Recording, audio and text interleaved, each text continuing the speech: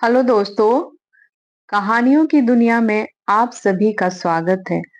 आज हम सुनेंगे मुंशी प्रेमचंद द्वारा लिखित कहानी माधवी। कभी-कभी वन के फूलों में वह सुगंधित और रंग रूप मिल जाता है जो सजी हुई वाटिकाओं को कभी प्राप्त नहीं हो सकता। माधवी थी तो एक मूर्ख और दरिद्र मनुष्य की लड़की, परंतु विधाता ने उसे नारियों के सभी उत्तम गुणों से सुशोभित कर दिया था। उसमें शिक्षा सुधार को ग्रहण करने की विशेष योग्यता थी। माधवी और बिरजन का मिलाप उस समय हुआ जब बिरजन ससुराल आई। इस भोली भाली कन्या ने उसी समय से बिरजन के संग असाधारण प्रीति प्रकट करनी आरंभ की। ज्ञात नहीं वह उसे देवी समझती थी या क्या, परंतु कभी उसने बिरजन के विरुद्ध एक शब्द भी मुख से न निकाला। बिरजन भी उसे अपने संग सुलाती और अच्छी अच्छी रेशमी वस्त्र पहनाती। इससे अधिक प्रीति वह अपनी छोटी भगनी से भी नहीं कर सकती थी। चित्त का चित्त से संबंध होता है। यदि प्रताप को ब्रिजरानी से ही हार्दिक समन्वय था, तो ब्रिजरानी भी प्रताप के प्रेम में पगी हुई थी। जब कमलाचरण ने उसके विवाह की बात पक्की हुई तो वह प्रताप चंद से कम दुखी न हुई। हाँ, लज्जावश उसके हृदय के भाव कभी प्रकट न होते थे। विवाह हो जाने के पश्चात उसे नित्य चिंता रहती थी कि प्रताप चंद के पीड़ित हृदय को कैसे तसल्ली दूं। मेरा जीवन तो इस भांति आनंद से बीतता है, बेचारे प्रताप के ऊपर न जाने कैसी बीतती होगी। माधवी उन दिनों 11वें वर्ष में थी। उसके रंग रूप की सुंदरता, स्वभाव और गुण देख देख कर आश्चर्य होता था। बिरजन को अचानक यह ध्यान आया कि ये क्या मेरी माधवी इस योग्य नहीं कि प्रताप उसे अपने कंठ का हार बनाए। उस दिन से वह माधवी के सुधार और प्यार में और भी अधिक प्रवृत्त हो गई थी। वह सोच सोच कर मन ही मन फूली न समाती कि जब माधवी 16-17 वर्ष की हो जाएगी, तब मैं प्रताप के पास जाऊंगी और उससे हाथ जोड़कर कहूंगी कि माधवी मेरी बहन है, उसे आज से तुम अपनी चेरी समझो। क्या प्रताप मेरी बात टाल देंगे? नहीं, वे ऐसा नहीं कर सकते। आनंद तो तब है जबकि चाची स्वयं माधवी को अपनी बहू बनाने की मुझसे इच्छा करे। इसी विचार से बिरजन ने प्रताप चंद के प्रसन्नीय गुणों का चित्र माधवी के हृदय में खींचना आरंभ कर दिया था, जिससे कि उसका रोम रोम प्रताप के प्रेम में पग जाए। वह सब प्रताप चंद्र का वर्णन करने लगती तो स्वतः उसके शब्द असामान्य रीति से मधुर और सरस हो जाते। सहने सहने माधवी का कमल हृदय प्रेम रस का आस्वादन करने लगा। दर्पण में बाल पड़ा। भोली माधवी सोचने लगी, मैं कैसी भाग्यवती हूँ, मुझे ऐसे स्वामी मिलेंगे जिनके चरण धोने के योग्य भी मैं नहीं हूँ। परंतु क्या मैं मुझे अपनी चोरी चेरी बनाएंगे? कुछ तो मैं अवश्य उनकी दासी बनूंगी और यदि प्रेम में कुछ आकर्षण है तो मैं उन्हें अवश्य अपना बना लूंगी। परंतु इस बेचारी को क्या मालूम था कि ये आशय शोक बनकर नेत्रों के मार्ग से बह जाएगी। उसको 15वां पूरा भी न हुआ था कि बिरजन पर गृह विनाश की आपत्तियां आ पड़ी। उस आंधी के झोंके ने माधवी की इस कल्पित पुष्प वाटिका का सत्यानाश कर दिया। इसी बीच में प्रताप चंद के लोप होने का समाचार मिला। आंधी ने जो कुछ अवशिष्ट रखा था वो भी इस अग्नि ने जलाकर भस्म कर दिया। परंतु मानस कोई वस्तु है, तो माधवी प्रताप चंद की स्त्री बन चुकी थी। उसने अपना तन और मन उन्हें समर्पण कर दिया। प्रताप को ज्ञान नहीं, परंतु उन्हें ऐसी अमूल्य वस्तु किसी मिली जिसके बराबर संसार में कोई वस्तु नहीं तुल सकती। माधवी ने केवल एक बार प्रताप को देखा था और केवल एक ही बार उनके अमृत वचन सुने थे, पर उसने उस चित्र को और भी उज्जवल कर दिया था जो उसके हृदय पर पहले ही बिरजन ने खींच रखा था। प्रताप को पता नहीं था, पर माधवी उसकी प्रेमाग्नि में दिन प्रतिदिन घुलती जाती थी।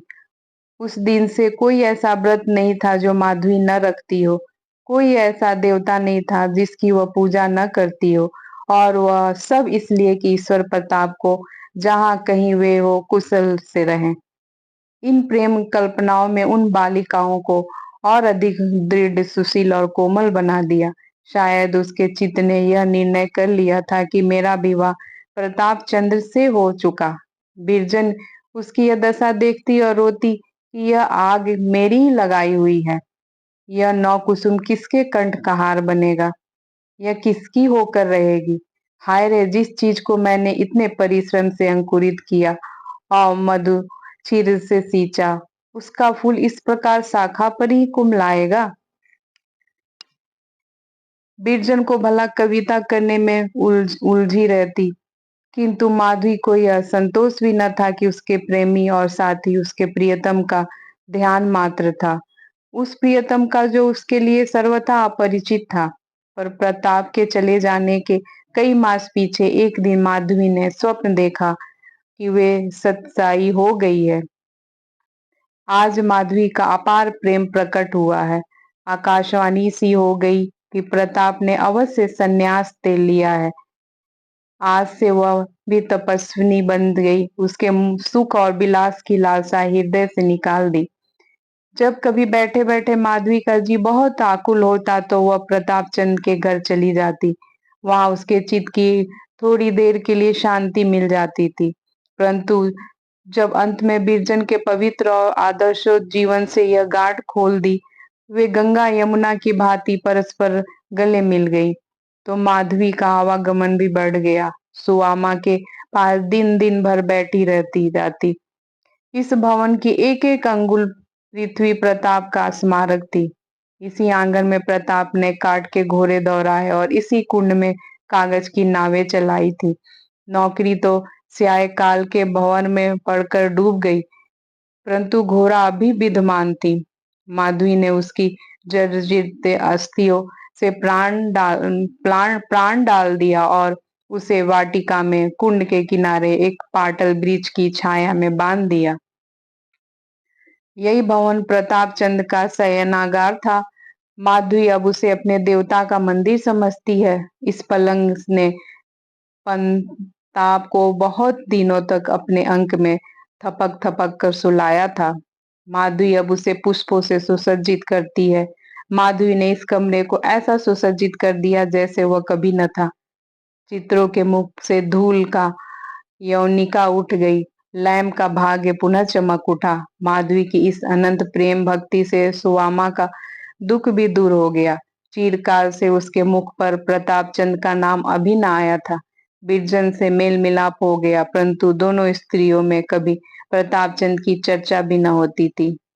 बिरजन लज्जा की संकुचित थी और सुवामा क्रोध से, किंतु माधवी के प्रेरणा लाभ से पत्थर भी पिघल गया। अब वह प्रेम विह्वल होकर प्रताप के बालपन की बातें पूछने लगती है। सुआमा से न रहा जाता, उसकी आंखों से जल भर जाता। तब दोनों रोती और दिन दिन भर प्रताप की बातें समाप्त न होती। क्या अब माधवी के चित्त की दशा सुआमा से छिप सकती थी? वह बहुधा सोचती कि क्या तपस्विनी इसी प्रकार प्रेमाग्नि से मैं जलती रहेंगी, वह भी बिना किसी आशा के। एक दिन ब्रिजरानी ने कमला का पैकेट खोला तो पहले ही पृष्ठ पर एक परम प्रतिभा पूर्ण चित्र विविध रंगों में दिखाई पड़ा। यह किसी महात्मा का चित्र था। उसे ध्यान आया कि मैंने इन महात्मा को कहीं अवश्य देखा है। सोचते सोचते अकस्मात उसका ध्यान प्रताप चंद तक जा पहुंचा। आनंद के उमंग में उछल पड़ी और बोली, माधवी तनिक यहाँ आना। माधवी फूलों की क्यारियां सींच रही थी।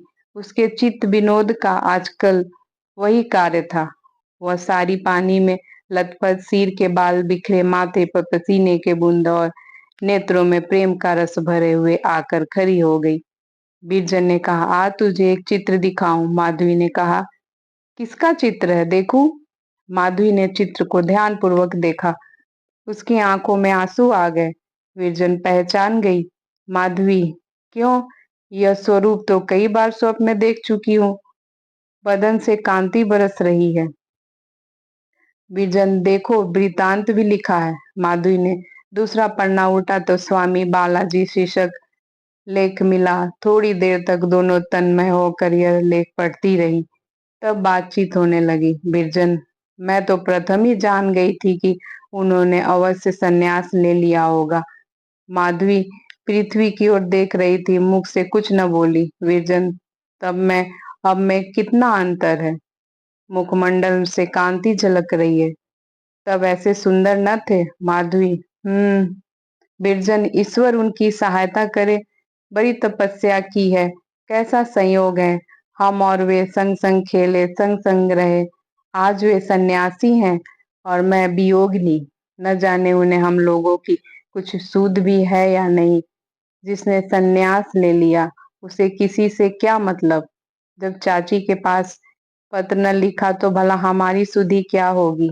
माधवी, बालपन में ही कभी योगी योगी खेलते तो मैं मिठाइयों की भिक्षा दिया करती थी। माधवी ने रोते हुए न जाने कब दर्शन होंगे कहकर लज्जा से सिर झुका लिया। विरजन शीघ्र ही आएंगे। प्राणनाथ ने यह लेख बहुत सुंदर लिखा है। माधवी, एक एक शब्द से भक्ति टपकती है। विरजन, वह त्रिकता की कैसी प्रशंसा की है। उनकी वाणी में तो पहले ही जादू था, अब क्या पूछना। प्राणनाथ के चित्त पर जिसकी वाणी का ऐसा प्रभाव हुआ वह समस्त पृथ्वी पर अपना जादू फैला सकता है। माधवी, चलो चाची के यहाँ चले। विरजन, हाँ, उनको तो ध्यान ही नहीं रहा हो। देखे क्या कहती हैं। प्रसन्न तो क्या होंगी। माधवी, उनको तो अभिलाषा ही यह थी, प्रसन्न क्यों न होंगी। उनकी तो अभिलाषा ही यह थी, प्रसन्न क्यों न होंगी। बिरजन, चल। माता ऐसा समाचार सुनकर कभी प्रसन्न नहीं हो सकती। दोनों स्त्रियां घर से बाहर निकली। विरजन का मुख कमल मुरझाया हुआ था, पर माधवी का अंग अंग हर्ष सिला जाता था। कोई उससे पूछे तो चरण अब पृथ्वी पर क्यों नहीं पड़े। तेरे पीले बदन पर क्यों प्रसन्नता की काली लाली झलक रही है। तुझे कौन सी संपत्ति मिल गई। तू अब शोकान्वित और उदास क्यों न दिखाई पड़ती। तुझे अपने प्रियतम से मिलने की अब कोई आशा नहीं। तुझ पर प्रेम की दृष्टि कभी नहीं पहुंची, फिर तू क्यों फूली नहीं समाती। उसका उत्तर माधवी देगी। कुछ नहीं। वह सिर झुका लेती, उसकी आंखें नीचे झुक जाएगी, जैसे डालियां फूलों के भार से झुक जाती है। कदाचित उनसे कुछ अश्रु बिंदु भी टपक पड़ते, किंतु उसकी जिह्वा से एक शब्द भी न निकलता। माधवी प्रेम के मद में मतवाली है। उसका हृदय प्रेम से उन्मत्त है। उसका प्रेम हाट का सौदा नहीं। उसका प्रेम किसी वस्तु का भूखा नहीं। वह प्रेम के बदले प्रेम नहीं चाहती। उसे अभिमान है कि ऐसे पवित्रता पुरुष की मूर्ति मेरे हृदय में प्रकाशमान है। यह अभिमान उसकी उन्मत्ता का कारण है, उसके प्रेम का पुरस्कार है। दूसरे मास में ब्रिजरानी ने बालाजी के स्वागत में एक प्रभावशाली कविता लिखी। यह एक विलक्षण रचना थी। जब वह मुद्रित हुई तो विद्या जगत बिरजन की काव्य प्रतिभा से परिचित होते हुए भी चमत्कृत हो गया। वह कल्पना रूपी पक्षी जो काव्य गगन में वायुमंडल से भी आगे निकल जाता था, अब की तारा बनकर चमका। एक एक शब्द आकाशवाणी की ज्योति से प्रकाशित था। जिन लोगों ने यह कविता पढ़ी वे बालाजी के भक्त हो गए।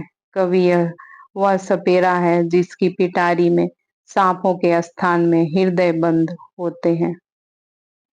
दोस्तों, इस कहानी को सुनने के लिए आपका बहुत बहुत धन्यवाद। मैं फिर हाजिर होंगी एक नई कहानी के साथ। तब तक के लिए नमस्कार।